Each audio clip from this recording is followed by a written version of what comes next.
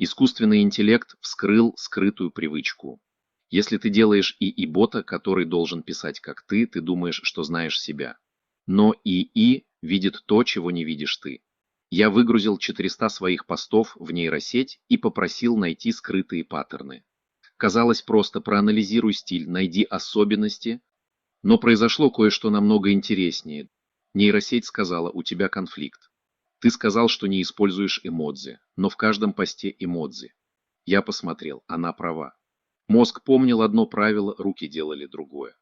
Это вскрыло суть. Живой ИИ-агент создается не из правил, а из фактических привычек. Выгруженные тексты показали не мой идеальный я, а настоящего меня. И вот тогда бот начал писать, как я по-настоящему. Подпишись на режим ИИ. Здесь мы не коллекционируем нейросети, а учимся получать от них реальную пользу. Пройди на канал.